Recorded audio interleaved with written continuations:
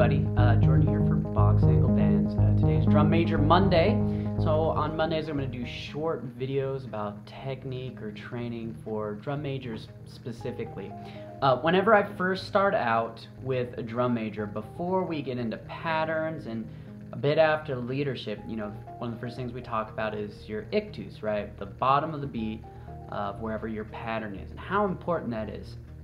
One of the things I really like to do that's really simple and involves more than just mimicking visually what I'm doing is I like to find a chair, and normally band chairs are great for this. They've got that flat back. We'll flip them around, we'll sit down. We'll get into a small circle depending on how many drum majors there are. It works if there's 15 of them and I'm teaching an entire drum major camp, or if there's just 2 of them and we're working one-on-one.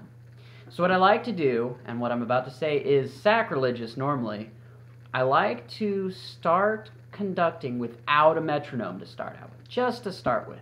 All we're going to do is we're going to work on creating this ictus right here, the top of our chair. It's really cool, as not only will they be able to see it visually, they're going to be able to hear where their beat is. Not only are they going to be able to hear it, they're also going to be able to feel where it is. So then we get both hands going. And as we've got both hands going, they'll be able to hear where their beat is. If it's slightly off, we'll get like a really bad sounding flam,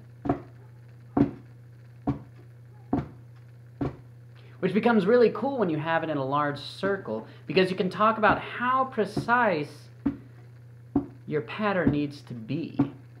Because if you've got 3 drum majors, 1 in the center, 2 on the far sides, and one of them at, say, 172 beats per minute, kind of fast show, gets that 16th note off, that can create a big gap between the sound from one side of the field to the middle to the other side of the field. So, we start with this pattern where everybody can see, hear, and feel where their pattern is. So the first thing we do, or the first thing I like to do, is make sure we have this going. And we can talk about how we bounce off it, how it feels to conduct down into the ictus versus pulling up and away. I like to call this chainsaw conducting, right? So we'll start this and we'll just get our ones in time.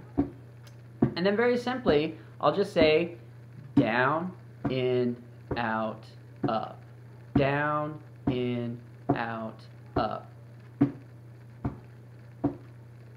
Now obviously this is not the huge pattern we're going to have as drum majors conducting out on the field, but it's a good start to understanding that there's more than just keeping time, there's more than just patterns, there's also being able to make sure our ictus lines up. It's a really cool way to give yourself feedback.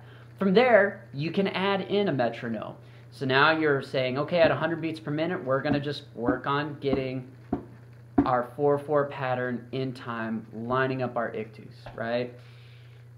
Add in 3/4, add in 2/4, start to switch up the tempos, especially when you get to that slower stuff, ballad tempos, you know, 80, 60 beats per minute, right? Things become much more exaggerated. So, it's a little tip, it's a little trick. Back of the chair, could be a table. I've used like garbage cans that just happen to be the right size for middle school size drum majors, right? You just go to the edge of it, beat out that pattern. It leads to other things. Eventually you're able to find where that ictus is without having to have that tactile feedback. You just kind of know where it is. You can then take a piece of tape, put it flat across the mirror in your bathroom. You can work on bouncing off of that and staying in time with that with the metronome. And then you take that all away, you stand in a circle with your fellow drum majors, and now you have a consistent ictus, and then your job becomes to mimic each other's pattern, right? Consistency in pattern helps consistency in timing. So there's my tip or trick for the day. Hopefully it helps. Thanks.